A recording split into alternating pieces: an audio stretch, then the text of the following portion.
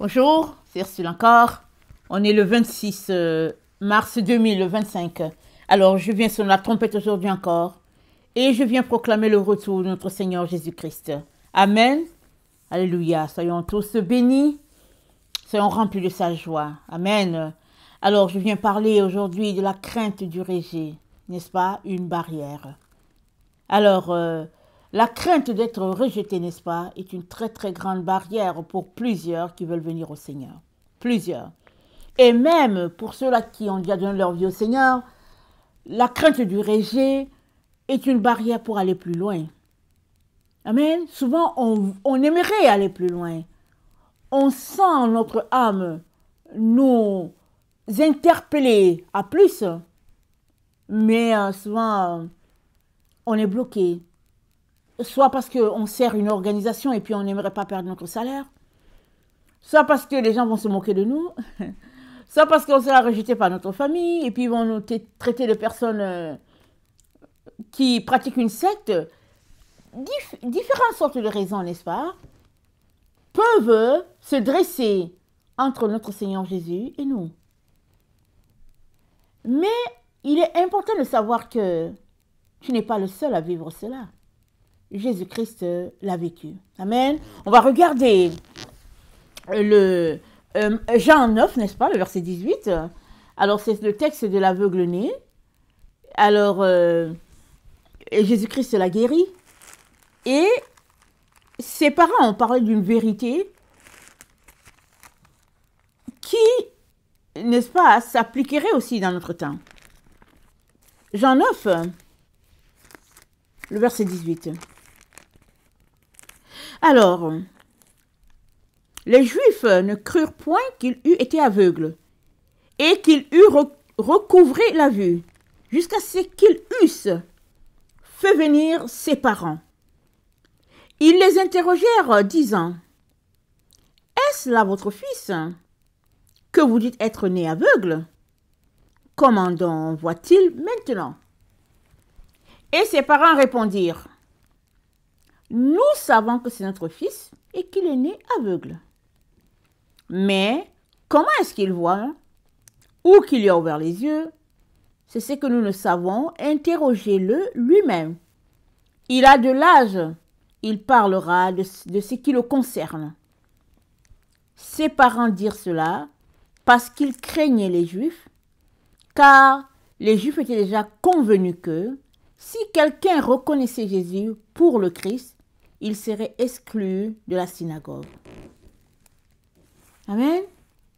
Si quelqu'un reconnaissait Jésus-Christ pour le Christ, il serait exclu. Alors, les parents n'ont pas voulu entrer dedans. Ils ont dit la vérité pour dire, c'est notre fils. Mais ils n'ont pas voulu poser une autre action plus ferme, n'est-ce pas? Ils ont dit, interrogez-le lui-même, il est en âge de se défendre.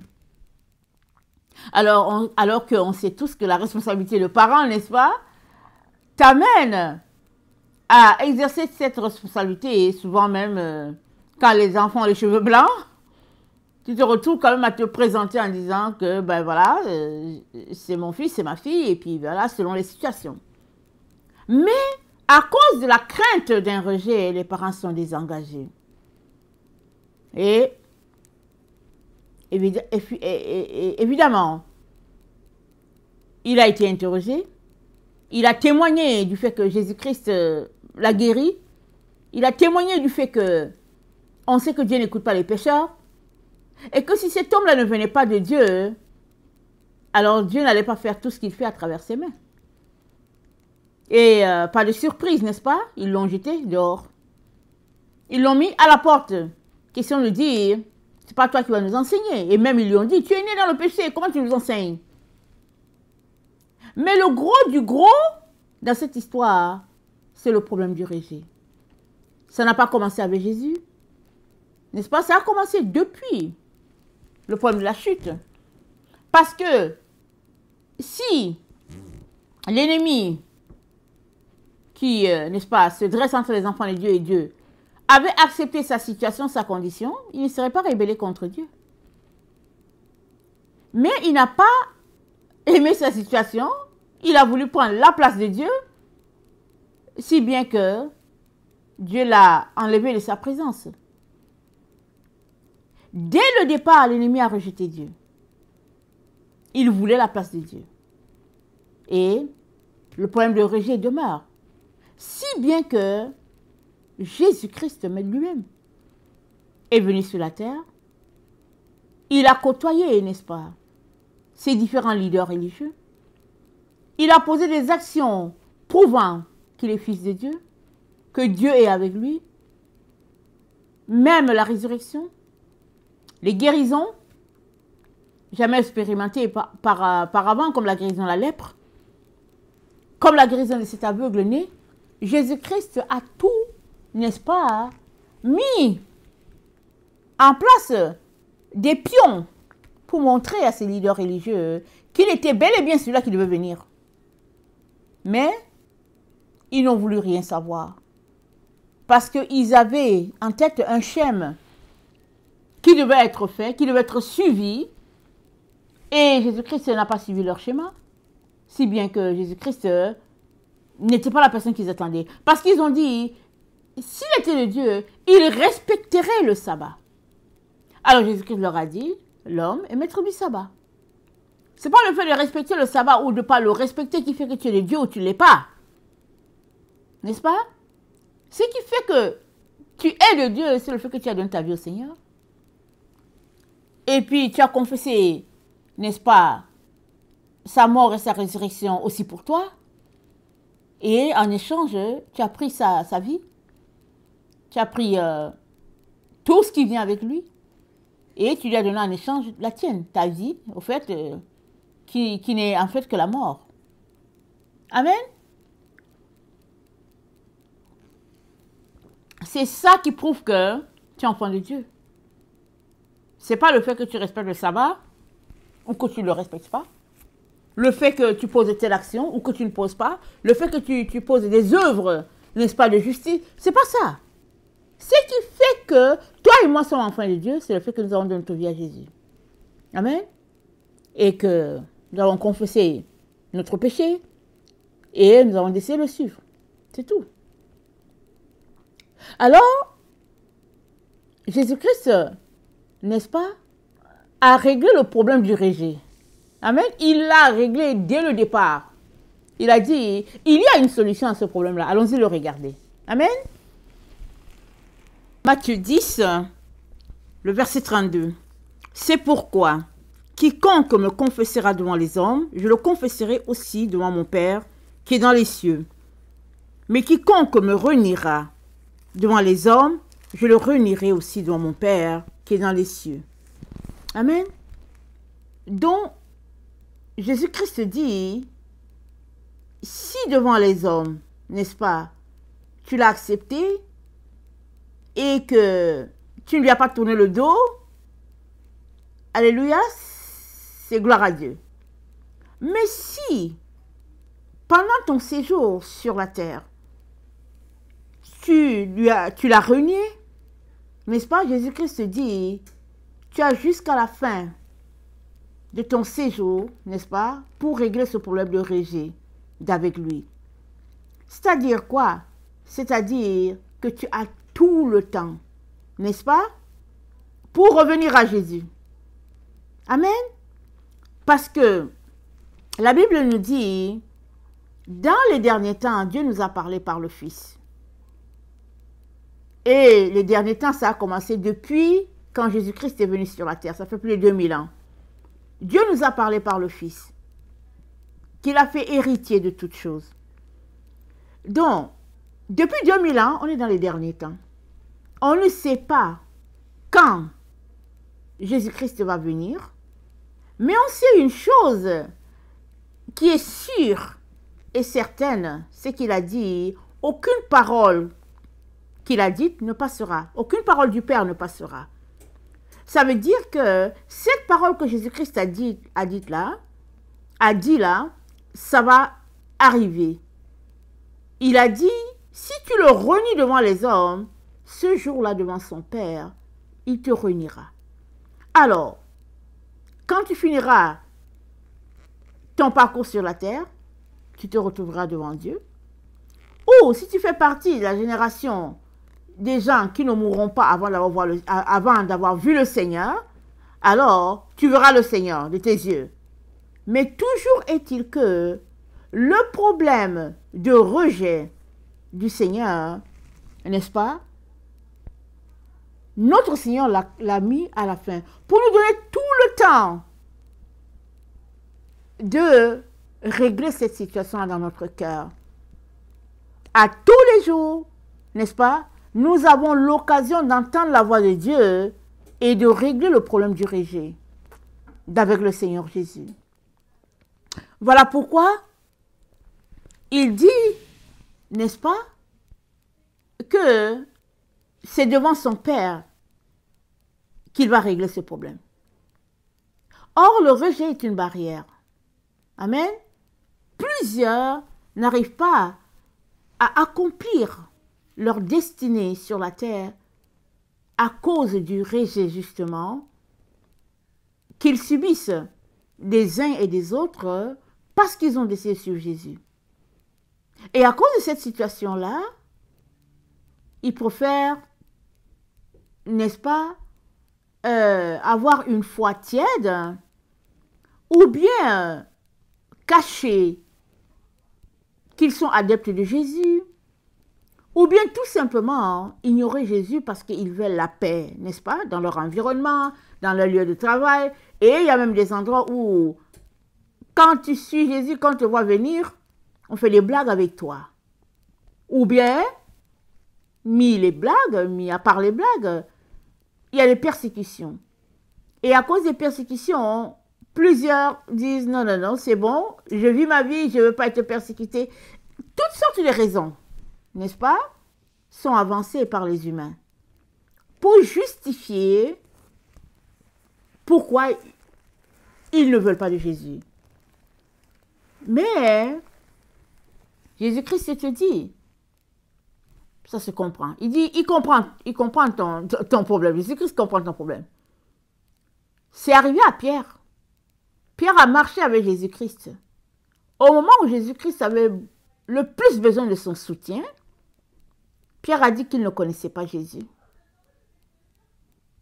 Amen.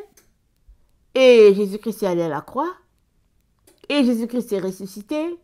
Et c'est encore Jésus-Christ qui est venu, qui a dit à Pierre, Pierre m'aimes-tu? 3 fois.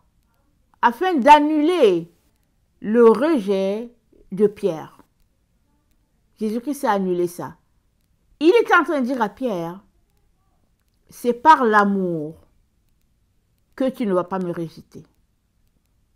C'est juste par l'amour. Il a dit, Simon, aime-moi plus que ne m'aime ceux-là. C'est-à-dire que chacun d'entre nous déploie son amour pour son Seigneur sans comparaison à l'autre. Amen. Donne ton 100% pour ton Seigneur. Ton 100% ne sera pas forcément le 100% de l'autre, mais Dieu sait que c'est ton 100%. Amen. Et avec ton 100% engagé à aimer ton Seigneur, tu ne vas pas le renier. Ce n'est pas les choses de ce monde qui vont te donner de renier ton Seigneur. Alors, les parents de l'aveugle-né, par crainte d'être rejetés, ont dit interrogez-le lui-même. Et c'était la situation dans laquelle ils ont été placés, n'est-ce pas? Et ils ont renvoyé la balle à leur fils. Toi, on ne sait pas dans quelle situation tu seras placé. Le rejet, ça peut être une fois, ça peut être aussi plusieurs fois. Il y a ce rejet public que l'on peut dire je ne le connais pas, mais il y a l'autre type de rejet qui est très subtil. Le fait de dire à Jésus, je t'aime, je veux marcher avec toi, mais cette partie-là, je ne veux pas faire.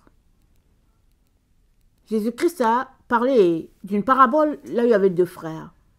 Il dit, il y a l'un qui a dit, je vais aller, mais il n'est pas allé. L'autre a dit, je ne veux rien savoir, je ne veux pas aller, mais il est allé. Jésus-Christ a dit, mais les deux, qui est celui qui a fait la volonté du Père? Et les leaders religieux ont dit, mais bien sûr, celui-là qui ne voulait pas aller, et puis qui a décidé d'aller.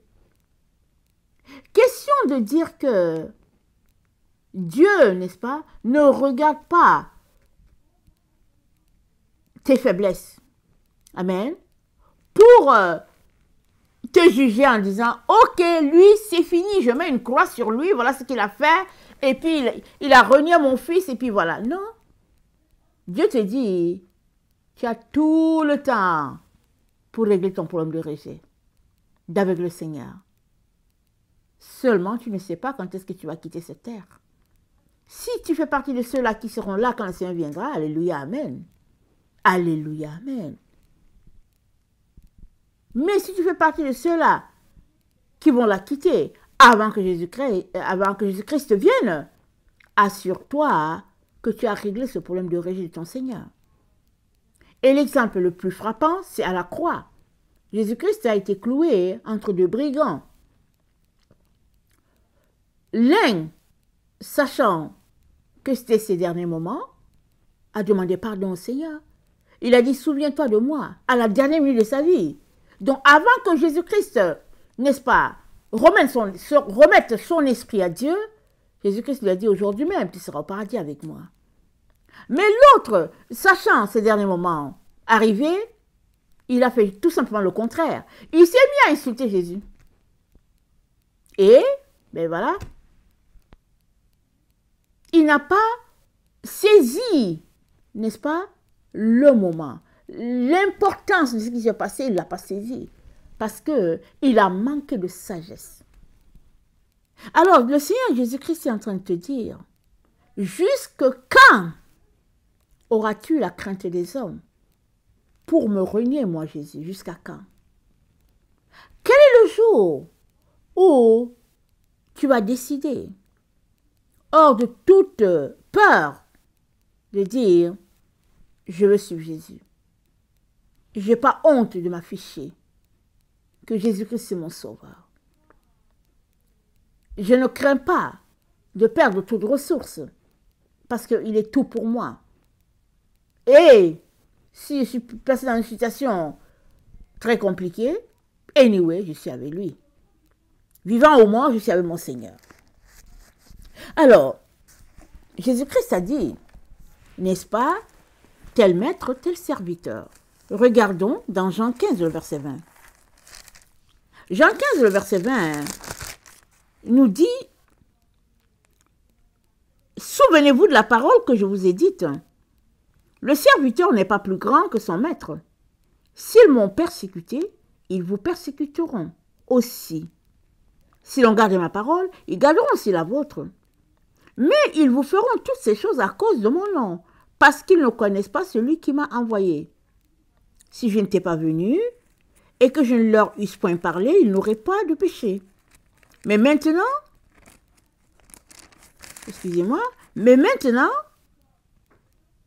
ils n'ont aucune excuse de leur péché. Celui qui me hait est aussi mon Père. Celui qui me hait est aussi mon Père. Souvent, on ne réalise pas la gravité de nos actions. Et Jésus-Christ comprend ça. À la croix, il a dit, Père, pardonne-leur, ils ne savent pas ce qu'ils font. Ils ne savent pas, pardonne-leur. Nous avons été pardonnés. Et puis maintenant, tu marches avec Jésus. Amen. Et pour X raisons, tu lui tournes le dos. Jésus-Christ te dit, tu as tout le temps pour revenir. Amen. Quelle grâce. Quelle grâce, mon frère, ma soeur.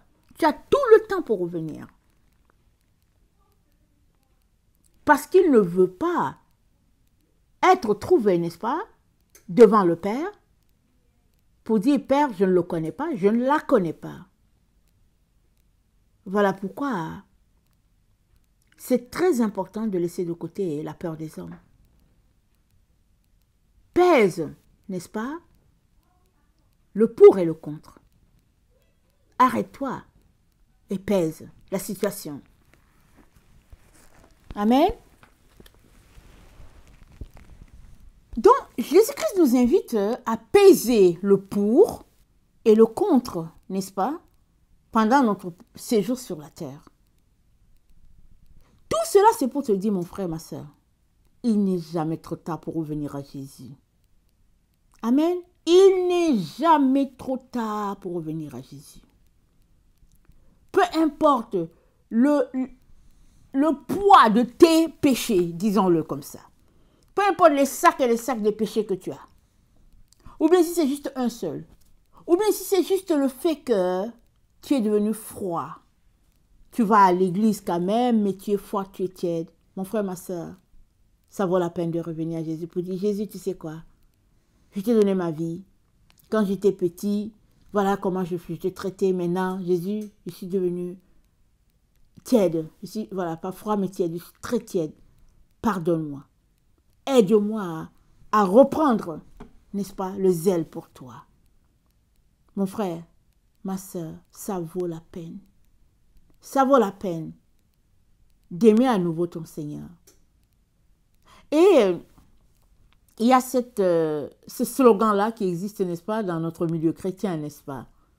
C'est le fait que quand une personne est enflammée pour le Seigneur, les autres vont lui dire, ah, bienvenue dans la famille de Dieu, mais ne t'inquiète pas, ça va te passer. Cette flamme-là que tu as, ça va te passer. Nous aussi, on était comme ça, mais après, ça s'est passé, puis ça s'est calmé. Comme si c'est une bonne chose. Je ne sais pas si vous avez entendu des gens comme ça. Moi, j'ai entendu plusieurs personnes. Plusieurs. J'ai entendu. Et qui me l'ont dit à moi, et qui ont dit aussi aux autres. Et puis, j'ai compris que c'est un slogan. Question de dire, hey, bienvenue dans la famille, mais calme-toi. Amen. Calme-toi, ou bien calme le pompon. Parce que ça va se replacer. Ton zèle, n'est-ce pas, va finir par prendre la normale, et puis ce sera bien. Mais la normale, ce n'est pas le fait d'être tiède. La normale, ce n'est pas le fait de rejeter Jésus-Christ. Même si tu continues à le servir, mais que tu t'es déjà refroidi par rapport à tout ce que tu faisais pour lui, ça veut dire que tu es devenu tiède. C'est pas ça la normale. La normale, c'est de reprendre ton zèle. Sinon, tout cela rentre dans le rejet. Amen. En gros, là, c'est-à-dire que Jésus-Christ a donné un nom à tout ça, tout ce phénomène-là de devenir tiède, de partir ailleurs, de tourner son cœur vers autre chose et puis servir quand même le Seigneur ou bien d'aller ailleurs et puis de revenir. Tout ça, là, Jésus-Christ a mis ça dans le paquet de rejet. Et il dit, toi et moi avons tout le temps pour revenir. Parce que ce sera juste devant son Père qu'il va dire, papa, je la connais, je le connais. Papa, je ne le connais pas du tout, je ne la connais pas du tout. Quelle grâce, quel amour. Alors qu'attendons-nous? Amen. Qu'attendons-nous pour retourner? Il n'y a pas de honte. Amen. Il n'y a pas de honte. Il n'y a que le fait de manquer le timing. Parce que souvent on se dit, j'ai le temps. J'ai le temps. Ok, tu as le temps, mais tu n'es pas maître du temps. C'est Dieu qui est maître du temps et des circonstances. Tu ne sais pas de quoi demain est fait. Aujourd'hui suffit sa peine, dit la parole de Dieu. Donc aujourd'hui, si tu entends Dieu te dire, sors, n'est-ce pas, de ta tiédeur, sors de ton rejet de ton Seigneur. Alors si tu entends te dire ça, alors mets-toi. Mets-toi, n'est-ce pas, à obéir, sors de là. Alors j'ai un texte, n'est-ce pas, un ou deux que j'aimerais lire dans Apocalypse 3, au verset 2, Jésus-Christ dit, sois vigilant et affermis le reste qui est près de mourir, car je n'ai pas trouvé tes œuvres parfaites devant mon Dieu. Rappelle-toi donc comment tu as reçu et entendu, et garde et repens-toi. Si tu ne veilles pas, je viendrai comme un voleur et tu ne sauras pas. Si tu ne veilles pas, Le tout réside là. Rappelons-nous, Jésus-Christ savait que son heure était venue de passer de ce monde au Père. Alors il s'est mis à prier. Il priait beaucoup plus qu'il ne faisait. Il a prié avec lui Simon, Pierre et puis Jean. Et puis, qu'est-ce qui s'est passé? Il a dit, priez avec moi. Amen. Il s'est éloigné, il s'est mis à intercéder. Et puis, eux, ils ont dormi. Ils ont dormi. Est-ce que Jean a moins dormi que Pierre? On ne sait pas. Toujours est-il que l'heure était grave et ils ne savaient même pas de quoi il était question. Ils ne réalisaient pas, n'est-ce pas, l'importance du moment, la gravité de la situation, ils ne le réalisaient pas.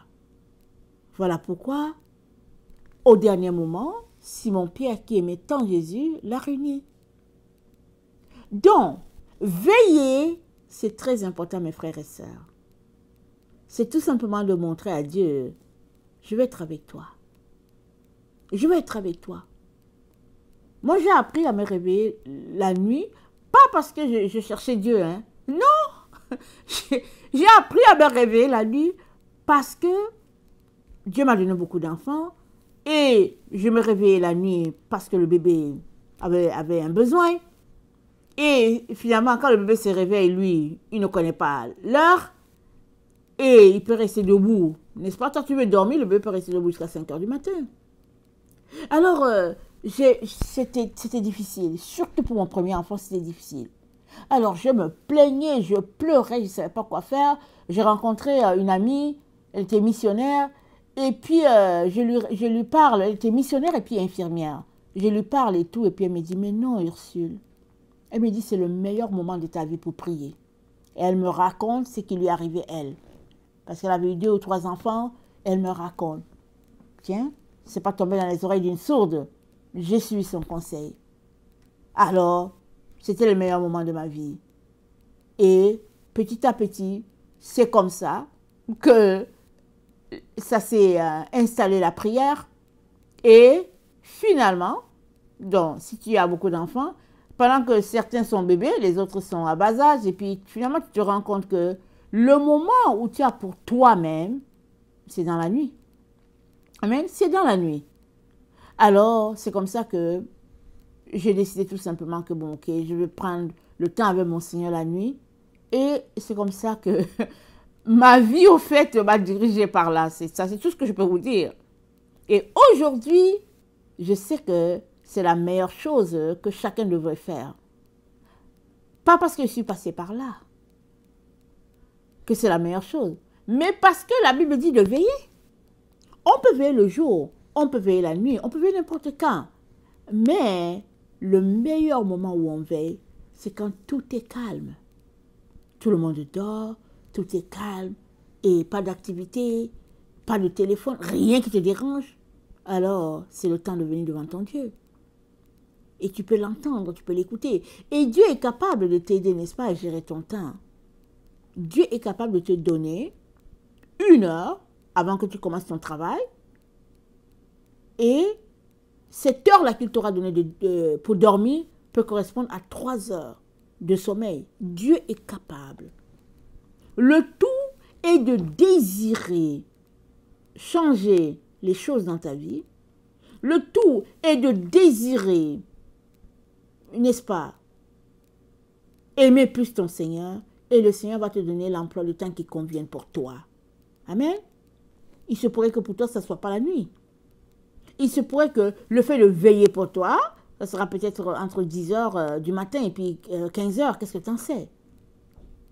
Le Seigneur, n'est-ce pas, a un programme pour tout un chacun et il a les oreilles ouvertes pour tout un chacun. Mais c'est à notre niveau que les choses doivent être fixes. Alors il dit, rappelle-toi comment tu as reçu et entendu. Alors si tu es quelqu'un qui a reçu le Seigneur par le passé, n'est-ce pas, le Seigneur dit, souviens-toi comment c'était.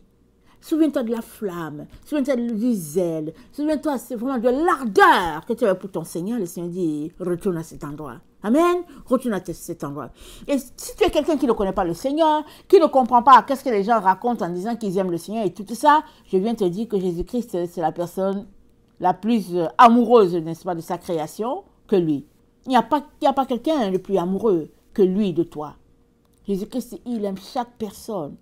Et quand tu es en relation avec lui, c'est là que tu comprends que c'est la meilleure des choses qui existent sur la terre. Amen.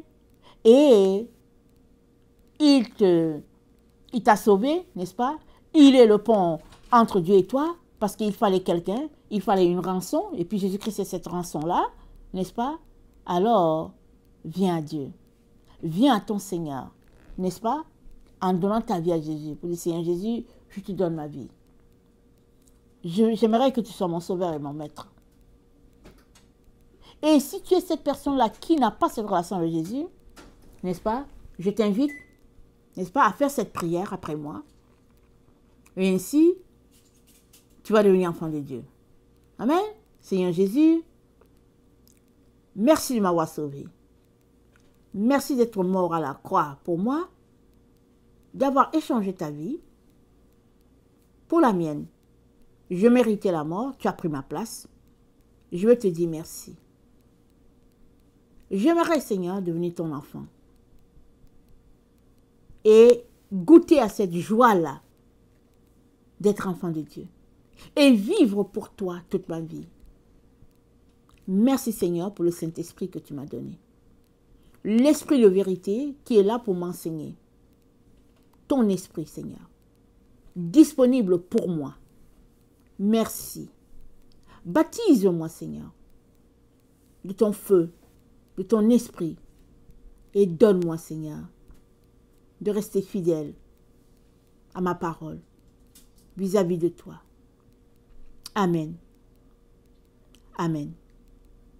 Si tu as fait cette prière, tu es enfant de Dieu. Il n'y a pas de formule, il n'y a pas de formule pour faire ceci, pour faire cela.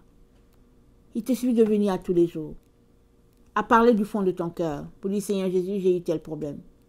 Seigneur Jésus, j'aimerais aller à tel endroit. Seigneur Jésus, voici ma situation. Jésus-Christ aimerait que tu lui parles. Il n'a pas besoin d'un intermédiaire entre toi et lui. Il a besoin, n'est-ce pas, tout simplement, que tu viennes parce qu'il veut t'aider à grandir dans cette relation-là que Dieu a établie de toute éternité entre toi et lui.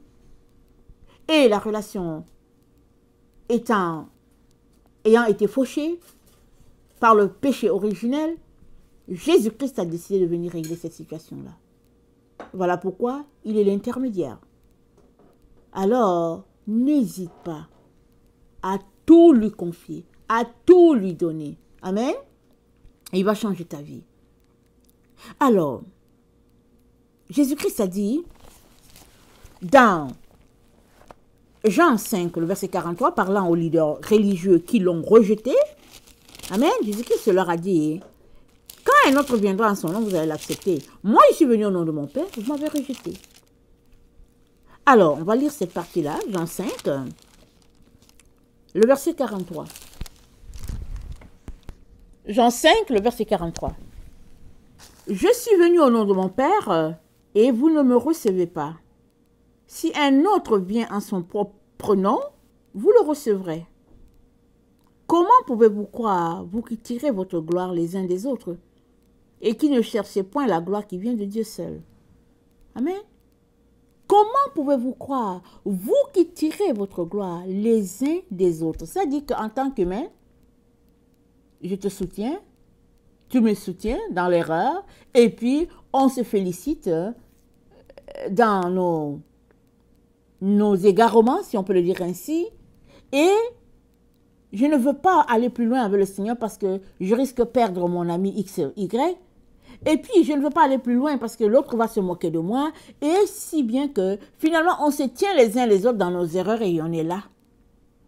Et Jésus-Christ dit, comment pouvez-vous croire, vous qui ne cherchez point la gloire qui vient de Dieu seul? Amen. C'est là que ça se trouve. Toi et moi devons chercher à plaire à Dieu et à Dieu seul. C'est là que ça se passe. Je ris parce que je ris de mes erreurs, n'est-ce pas? Je ris de mes erreurs. Parce que souvent, on veut suivre le Seigneur, mais à cause de ceci, à cause de cela, et puis par-ci, on le renie. On lui tourne le dos. Et Jésus-Christ le mentionne si bien ici. Vous qui ne cherchez point la gloire qui vient de Dieu seul. Ça veut dire que toi et moi, tout ce que nous devons faire, c'est de plaire à Dieu. S'il est d'accord avec nous, ok?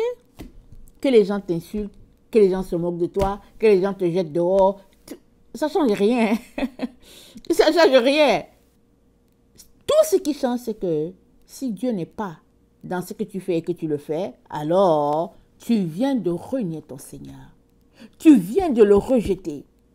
Mais si c'est les hommes, n'est-ce pas, qui te tournent le dos, pas grave. Amen. Pas grave. Dieu ne t'a pas tourné le dos. Dieu, ton créateur, Dieu, ton Père ne t'a pas tourné le dos.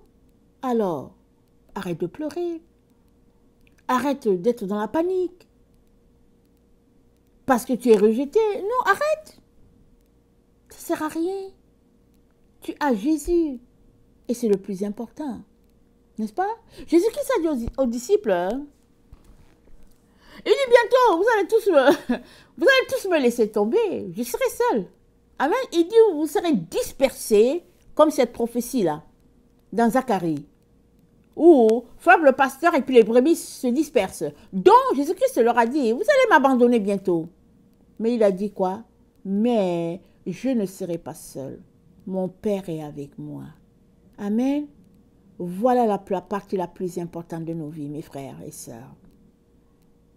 Ce n'est pas le fait que les autres t'aient rejeté. Ce n'est pas le fait que tu aies rejeté les autres. Non.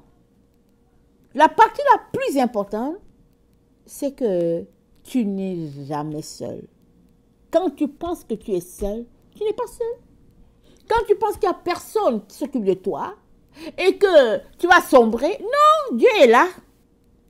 Si tu n'as pas entendu sa voix, c'est peut-être parce que tu ne lui as pas demandé son avis. Peut-être c'est parce que tu ne lui as pas parlé.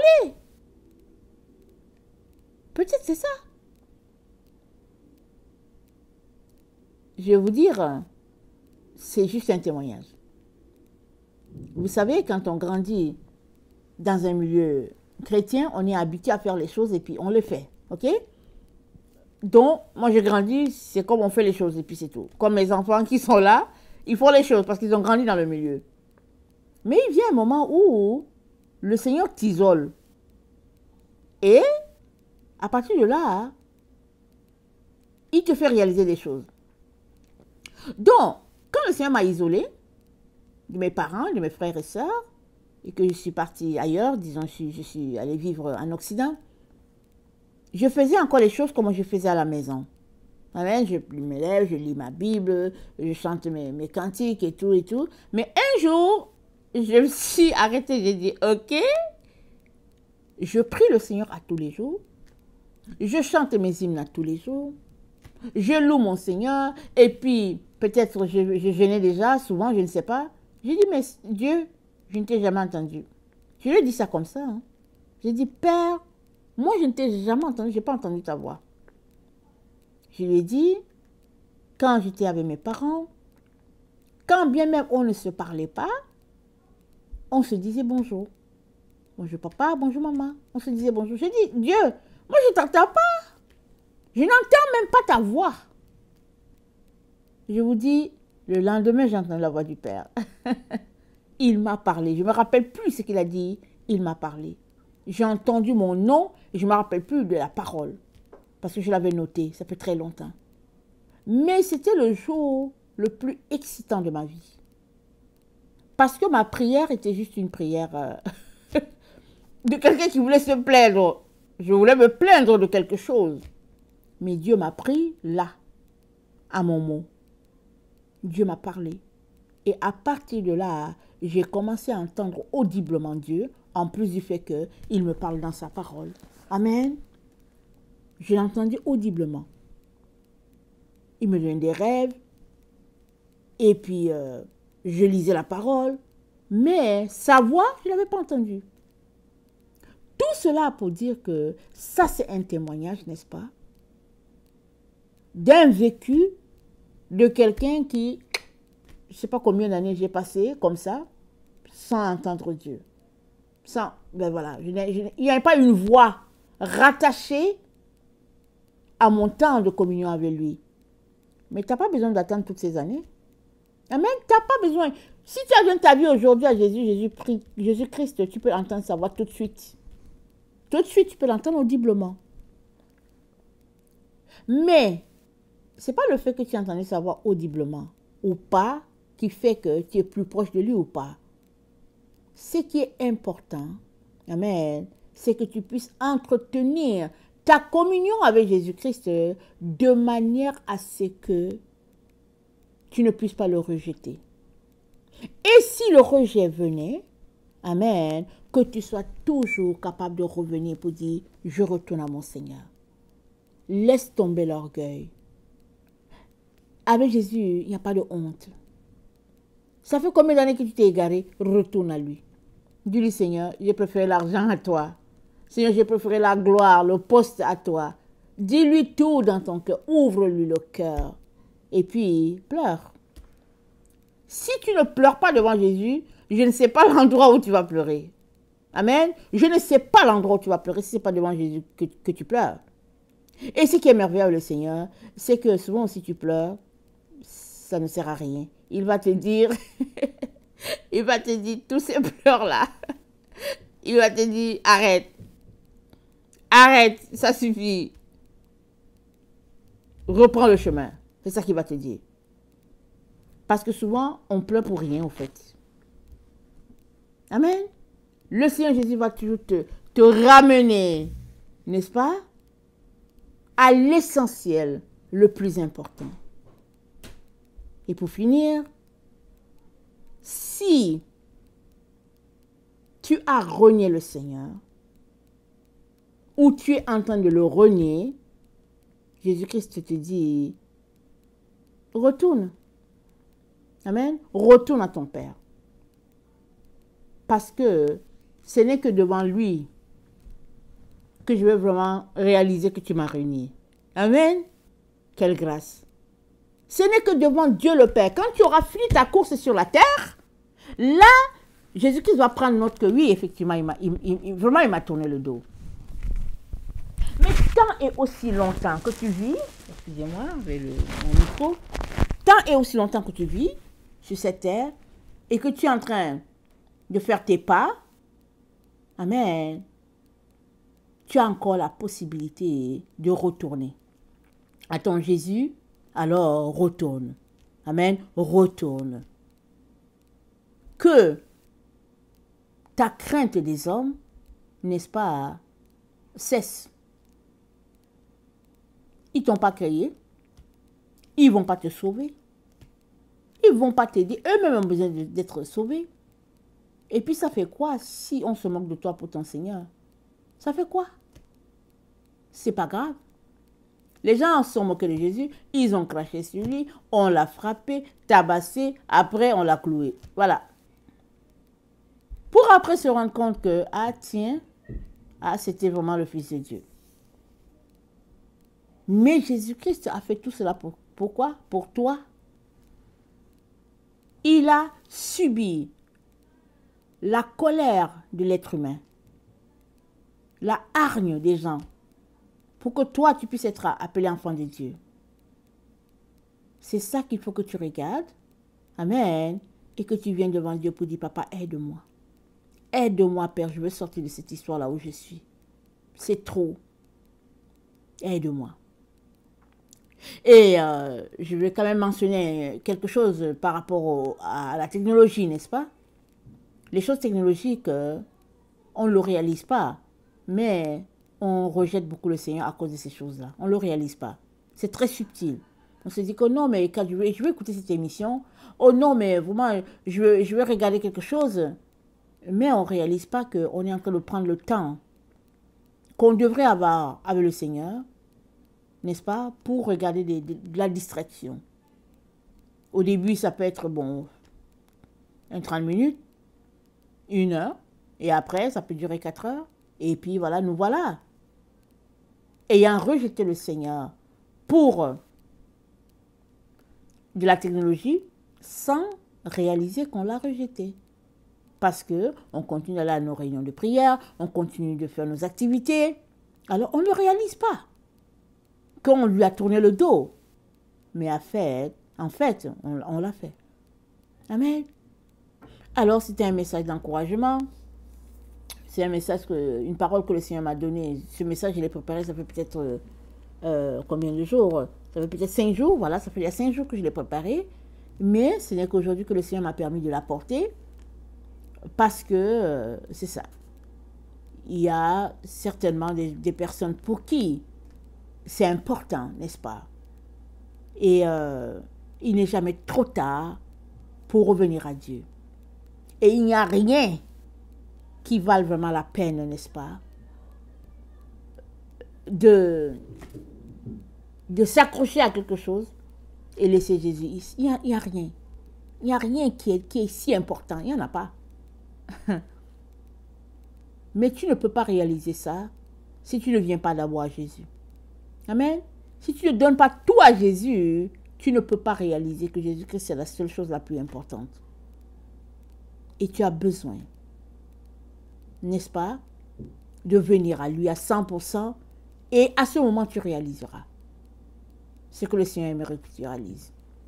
Que le Seigneur bénisse sa parole et que tu sois fortifié, n'est-ce pas, dans tout ce par quoi tu passes, sachant que les bras de ton Seigneur sont ouverts jusqu'à la fin de ton parcours pour que tu reviennes à ton Seigneur. Amen. Alléluia.